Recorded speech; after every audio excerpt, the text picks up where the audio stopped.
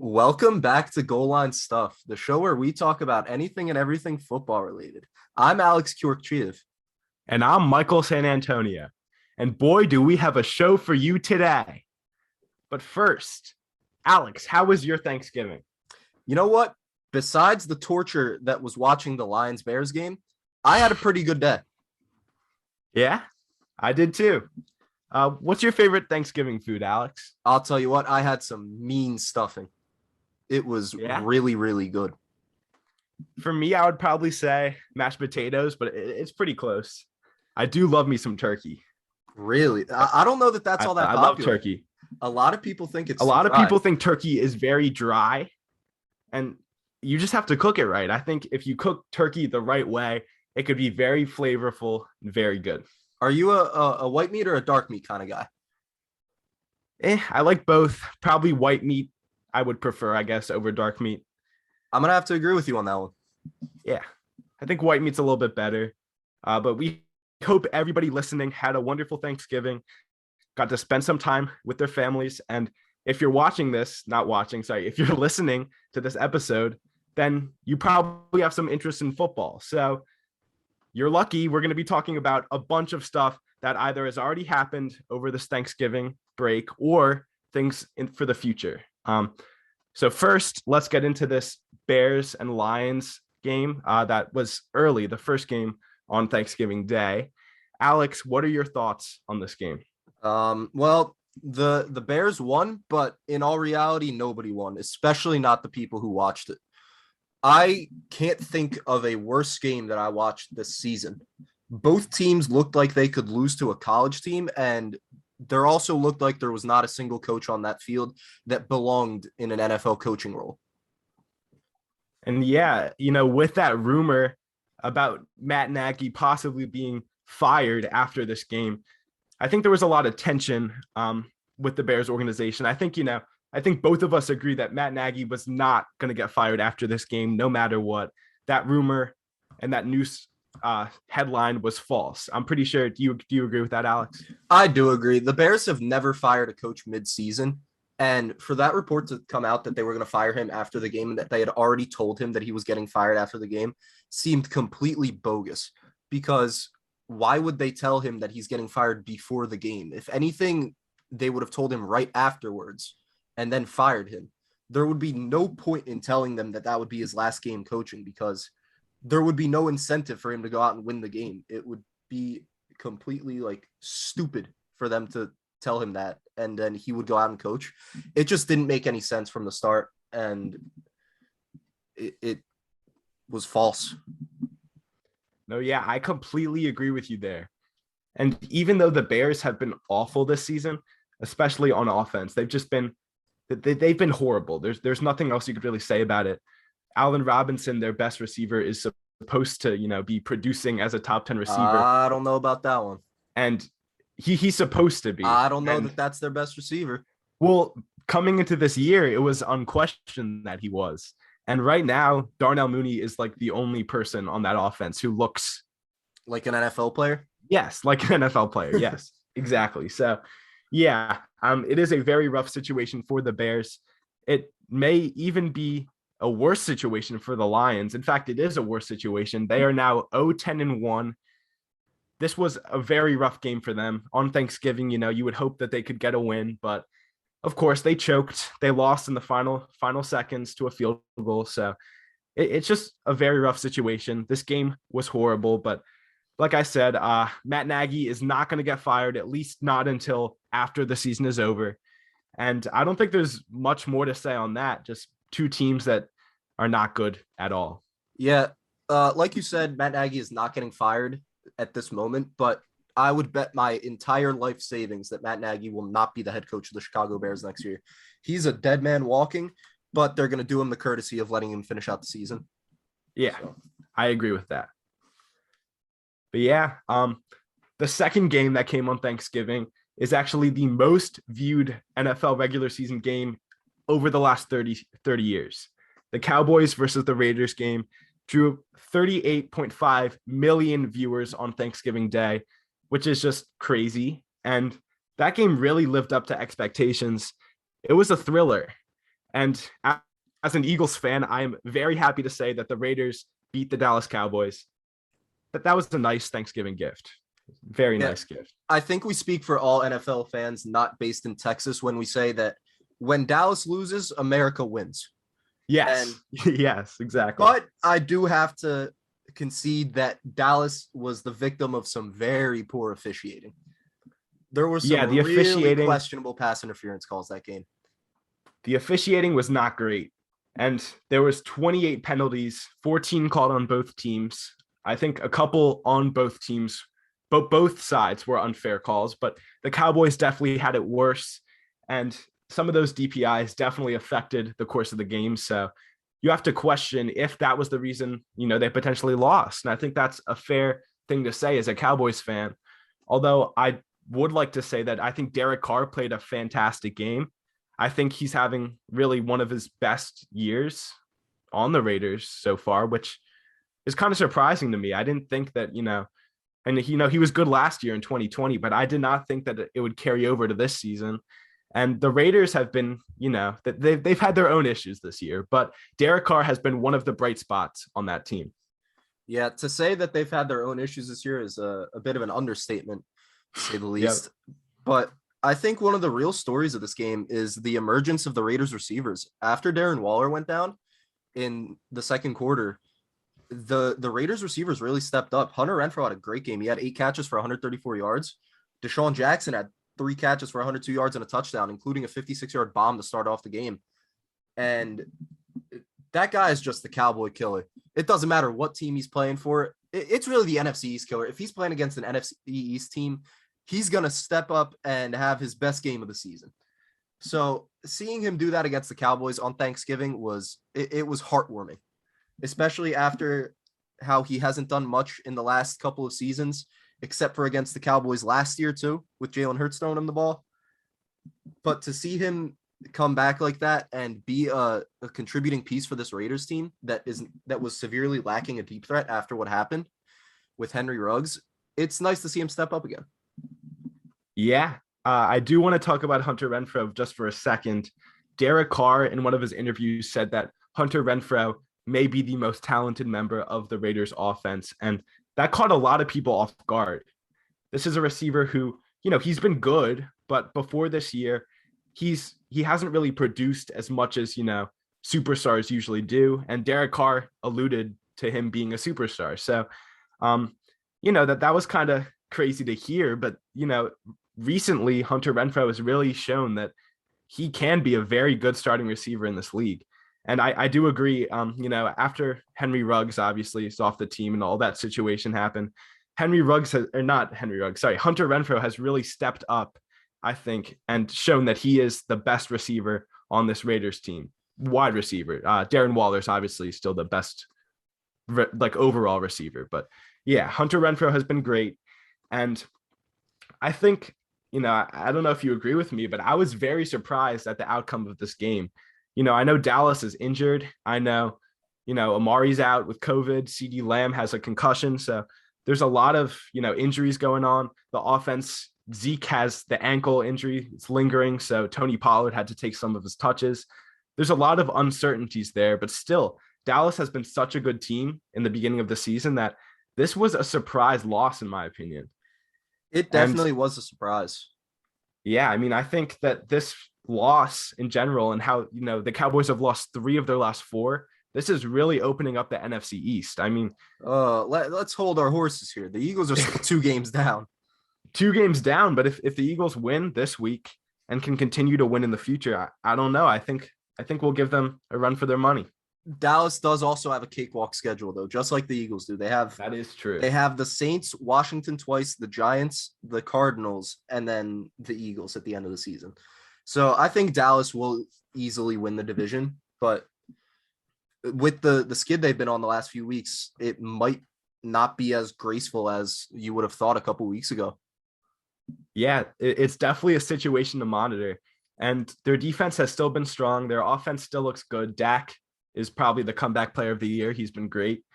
But yeah, I mean, losing 3 of your last 4 is never a good sign in the NFL. So definitely something to monitor. And okay, the last game on Thanksgiving was the Bills versus the Saints. These are two teams that we have talked about in past episodes, and the Bills pretty much dominated this game. I mean, the Saints are not in good shape right now with all their injuries. So, it's not really much of a surprise, but Josh Allen, got the job done. He did throw 2 picks, but he got the job done. The Bills as a whole looked pretty good. That they won by a large margin. But one piece of news that's pretty upsetting for Bills fans is Tre'Davious White is out for the season, suffered a pretty bad injury in the game. And, that's one of the premier cornerbacks in the NFL. You never want to lose a young guy who is such an integral piece of your team as Tre'Davious White is. And I really think that's going to affect them, long term. I think Tre'Davious White is a big piece of that defense.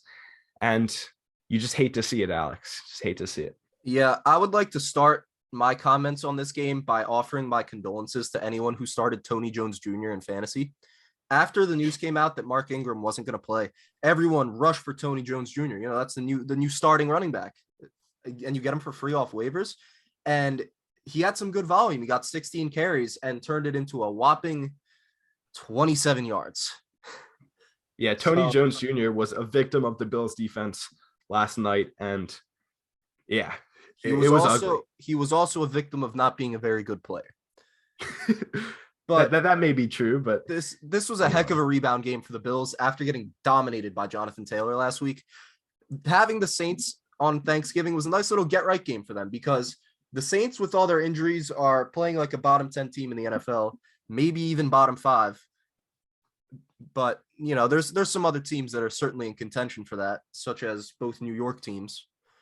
Yeah.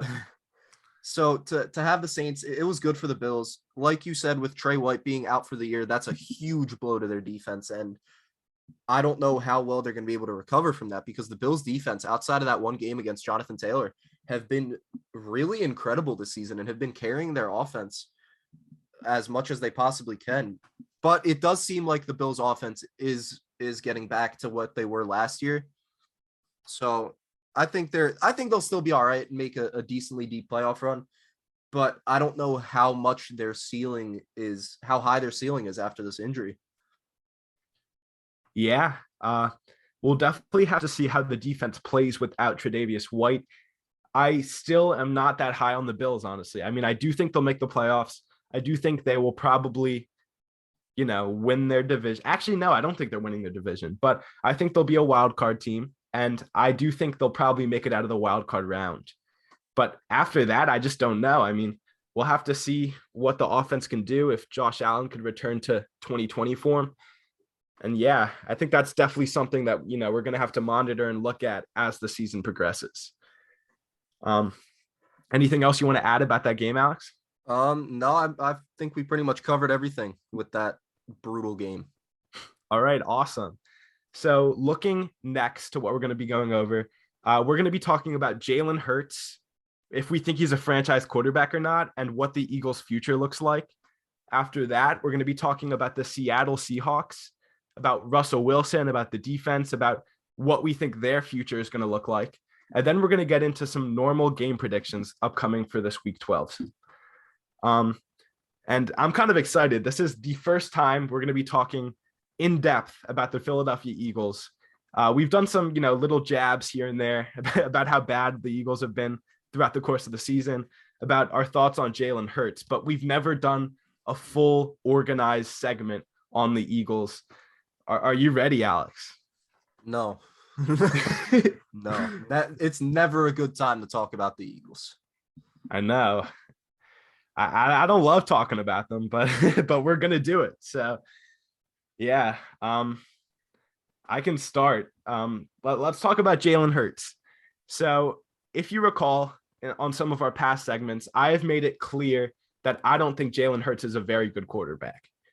But recently, he's been playing pretty well, and it's mainly been because of the shift that Nick Sirianni has made in the offense to, incorporate more on the ground game. Miles Sanders went on IR, and we brought back Jordan Howard from the practice squad.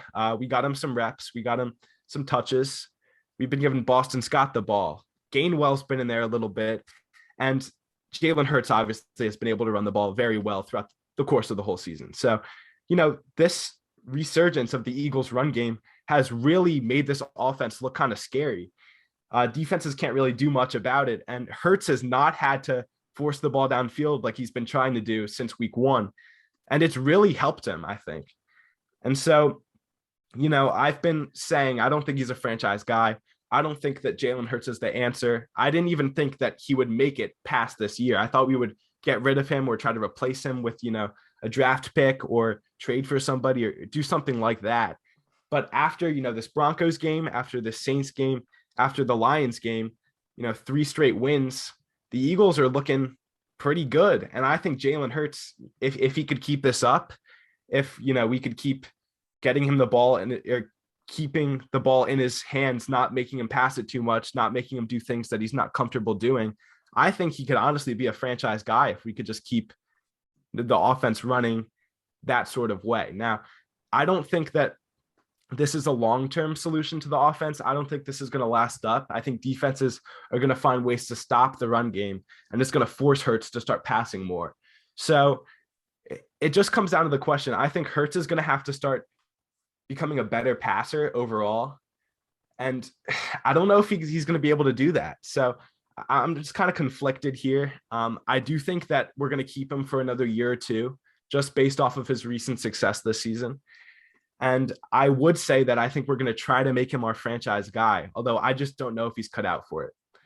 Alex, your thoughts? Yeah, you know what, Michael? Isn't it amazing what happens when you cater your offense towards your players' strengths? It is amazing. Because that's the exact opposite of what Nick Sirianni and company were doing for the first part of the season. I think it was straight up moronic to have Jalen Hurts throwing the ball 40 times a game and never running the ball in the first half of the season the way they were calling that offense. But ever since we switched to a run-heavy offense, the results have been awesome. And Jalen Hurts looks rejuvenated and like he actually has potential to be the long-term solution to this franchise's quarterback issue. Now, granted, we do need to see some heavy improvement from Jalen Hurts as a passer before we can comfortably say that he's the franchise quarterback. But I do think he recently, as of these last couple weeks, he's bought himself another year. Because if you had asked me before that Lions game if Jalen Hurts is going to be our quarterback next year, I would have told you absolutely not. I thought they would either trade for a veteran like a Russell Wilson or try and make a move for an Aaron Rodgers.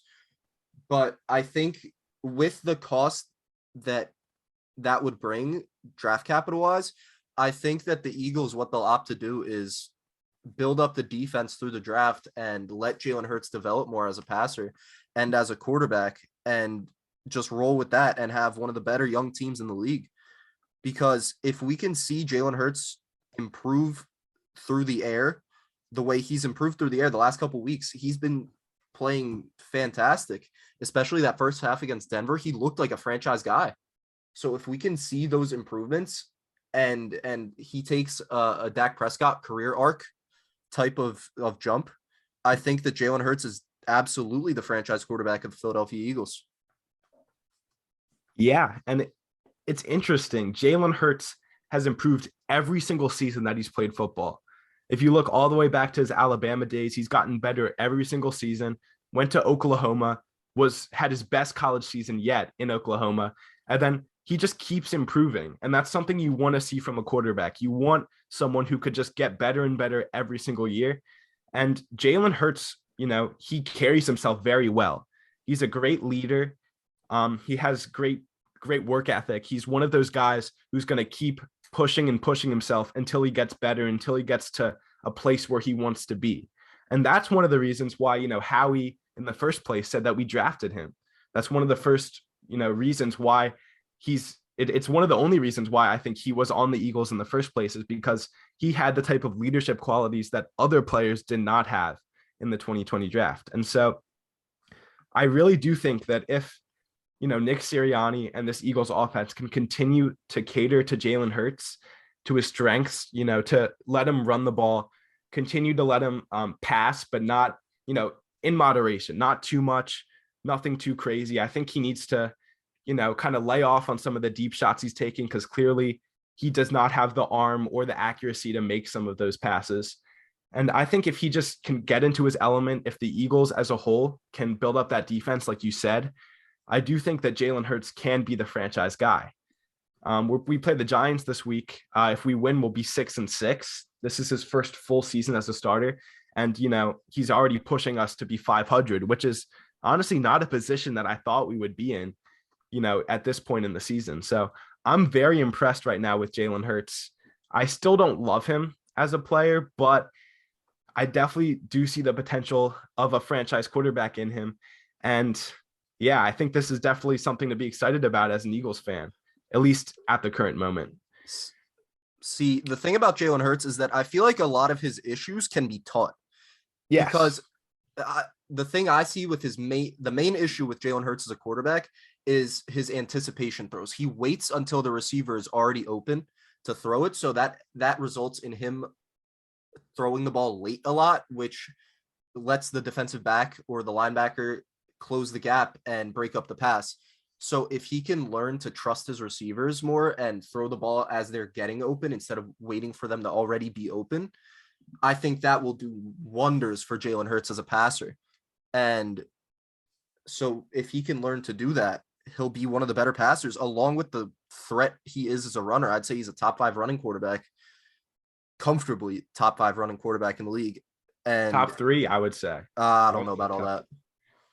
Kyler, Kyler and Lamar, Kyler, Hurts. Yeah, that's a safe assumption, I'd say. Yeah.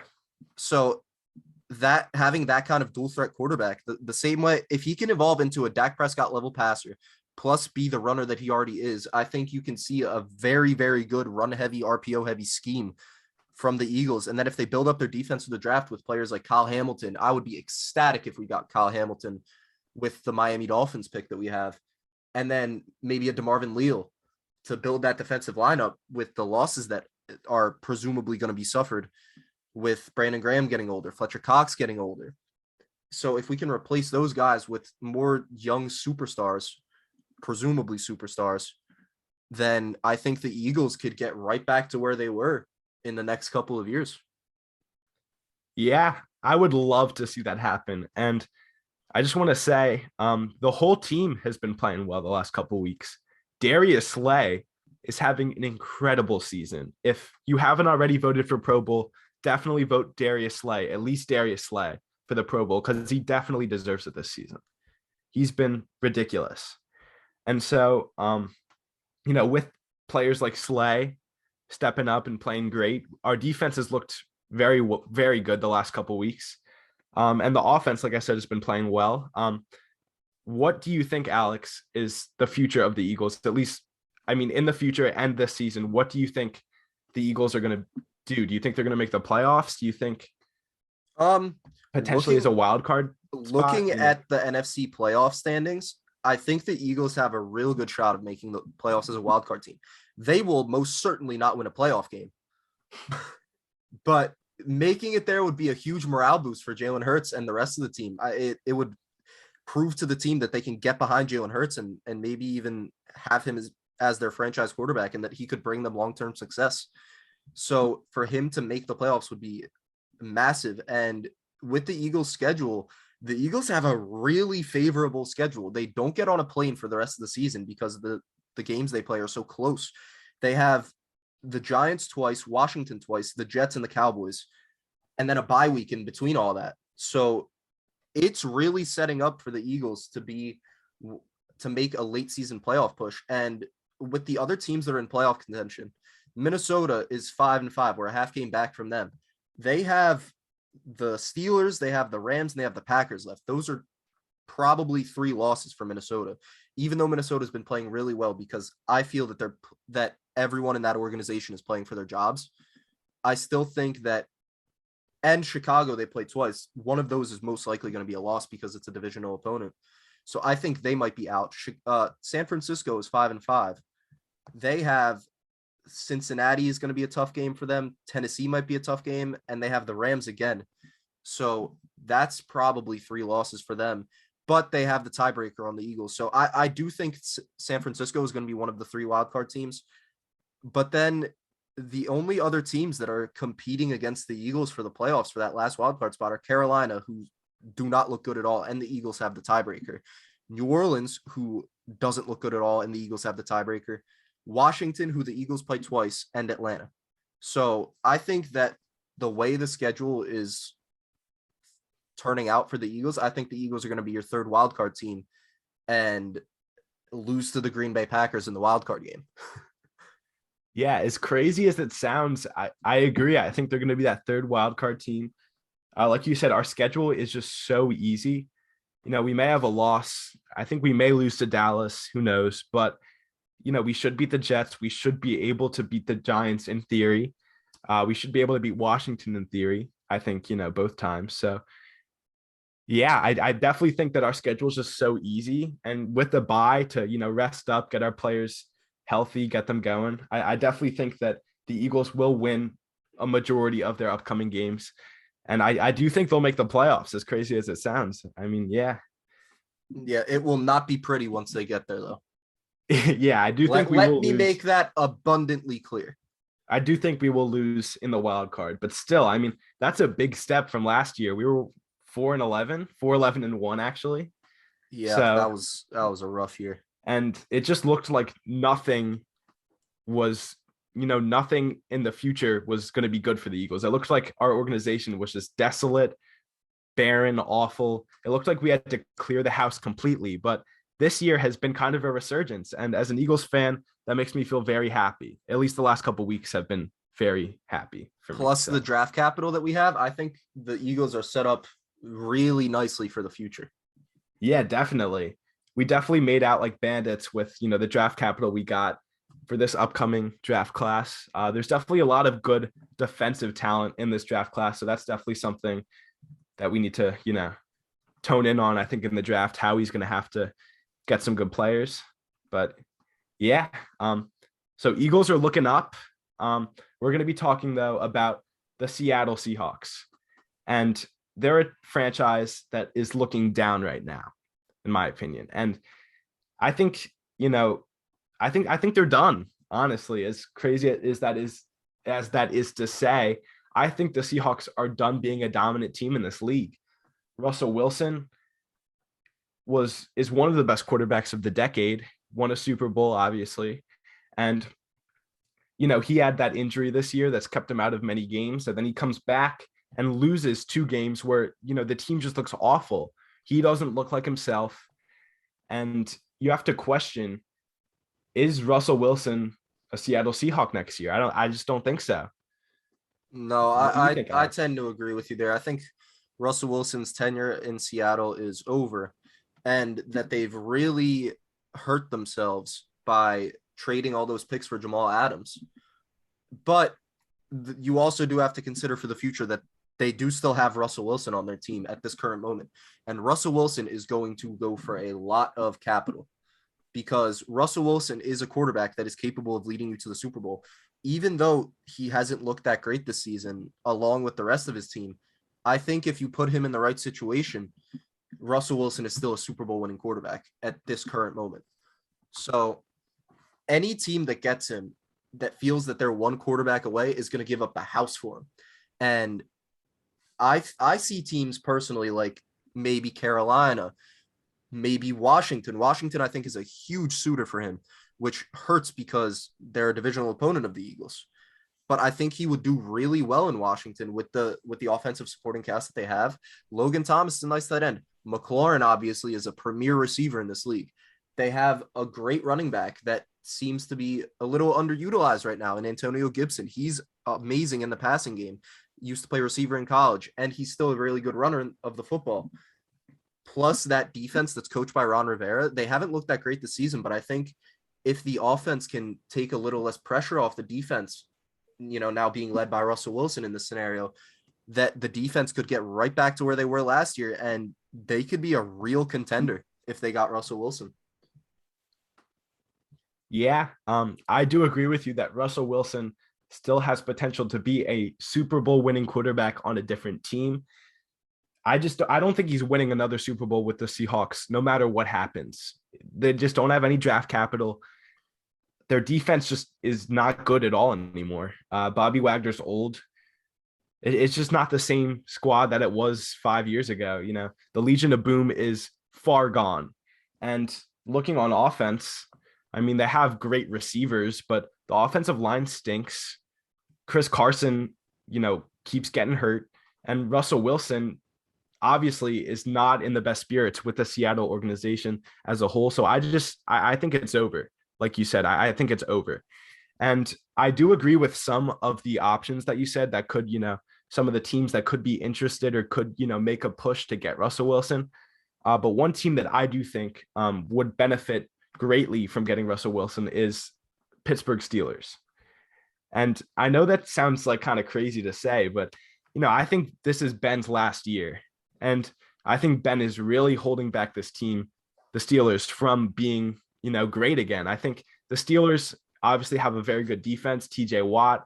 They've got some young players on it. They've got a good coach, Mike Tomlin. They have good receivers. Deontay Johnson has completely, taken a turn. His career's taken a turn this season. He had 14 drops last year. This year, I believe he only has 2. And he's still playing and producing at the same level he was last season. Claypool, obviously a great young talent.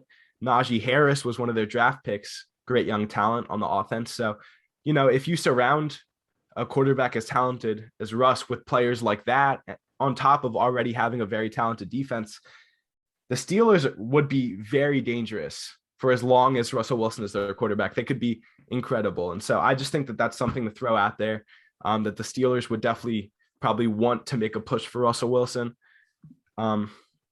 But yeah, I mean, I think it's pretty crazy what's transpired over the last year. Looking back a year ago, and if you told me that Russell Wilson would have been traded or that, Russell Wilson would have a bad year this year, I would be like, are you joking? Like, Russell Wilson is a guy who never has bad years. Apparently he never has bad years. So it's just kind of crazy to see this all happen. Yeah, I would be very interested to see Russ go to the Panthers, although I just don't know. I mean, I don't think Cam is a long-term option. PJ Walker stinks. I think that the Panthers are definitely a team who probably would draft a quarterback, but Russell Wilson is obviously better than any of the quarterbacks in the draft class that you could draft. So yeah, that would also be a good move for the Panthers to potentially get him. Yeah.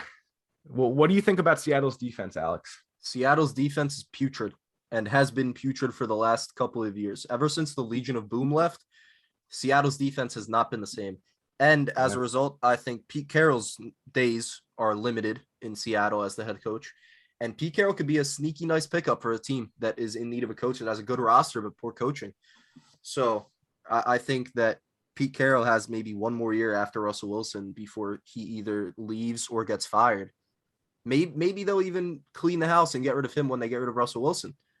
But, another sneaky team that I think could get Russell Wilson this year is Miami, because I think we can agree that Tua has is playing his last year with the Dolphins, which is outrageous to say because the guy just got taken top 5, 5th overall a year ago, and they're already looking to replace him. But with the uncertainty that Deshaun Watson has surrounding him, maybe they don't look to trade for him and instead look to get Russell Wilson, because the Miami Dolphins rosters, it's pretty solid. They have some good weapons. They have a good defense, but the quarterback seems to be holding them back and the play calling. So if they can get a young up and coming offensive coordinator and Russell Wilson, I think the Dolphins could make a lot of noise next year. Yeah, and there's been a lot of questions about Tua. Specifically, a lot of people have really, the news media, people in the Dolphins organization, there's been a lot of rumors that Tua just isn't the guy there. And it's apparent that may be true. Tua has not looked like the 5th overall pick that, he was taken 5th overall in 2020. He has not looked the part so far in his career. So I definitely do think that Russ going to the Dolphins would be huge for both Russ and the Dolphins because, I definitely do think that they can make some noise in that division, although it would be pretty hard to top, the Bills and the Patriots.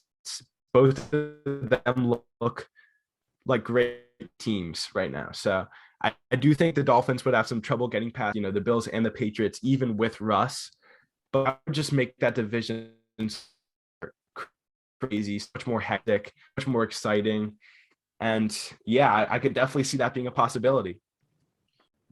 Yeah, he is Sorry, definitely what were you saying? he's one of the older coaches, and the way that he's coached the Seahawks, it seems like they're really old school, and that the way they're playing football, they've always been run heavy until last year when they decided to just start airing the ball out all the time.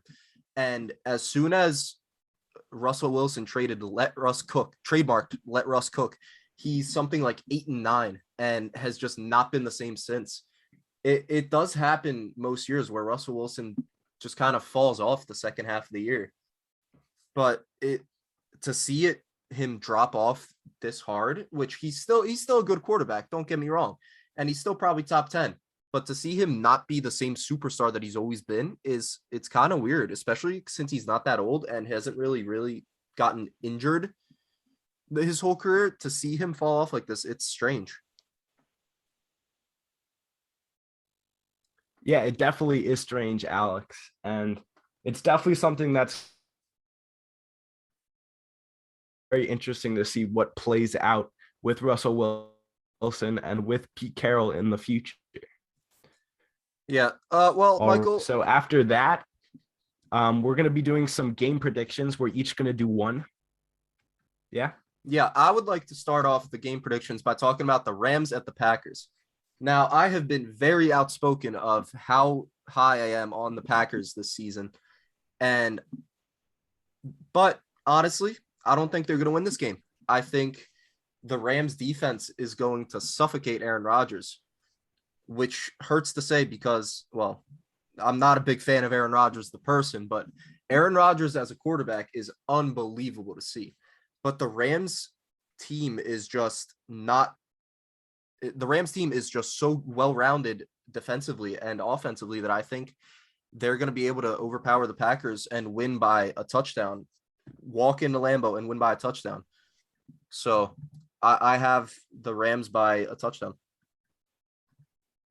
Okay. And for my game prediction, I will be doing the Buccaneers and the Colts. And, this is a game that I think is very interesting because the Colts are a team that both of us had on our top 10 teams list. Both of us had, I think, 9th overall. And Jonathan Taylor and that whole offense just decimated the Bills a week ago. So this is a very interesting situation. The Bucs have lost, I think, 2 out of their last 4. Yeah, I'm pretty sure it's 2 out of their last 4.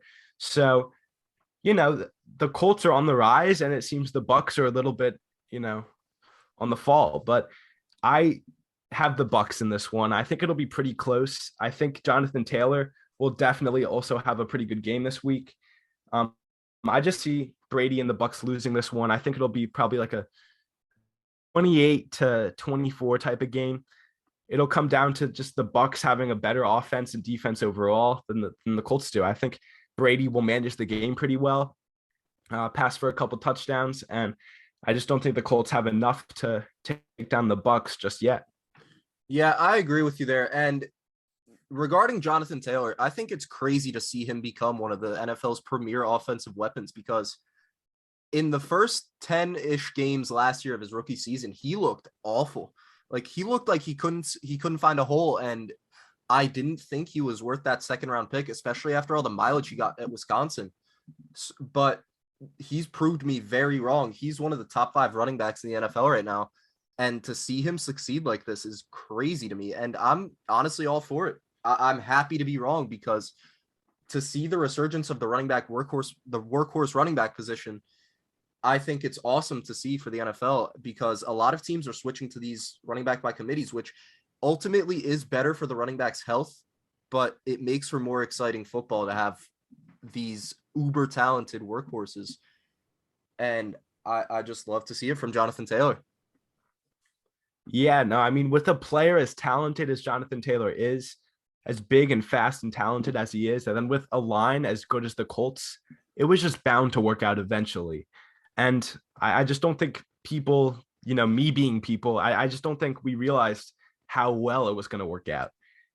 He's definitely brought himself into the MVP consideration after that 1 week. And I don't think he'll win it. Definitely not win it. But, 200 yards, 5 touchdowns. It was just incredible. So, yeah, Jonathan Taylor is a very special player. And I do agree. I love seeing it, especially with Derrick Henry going down. Now it's Jonathan Taylor's time to shine and show that he could be one of, if not potentially the best back in football.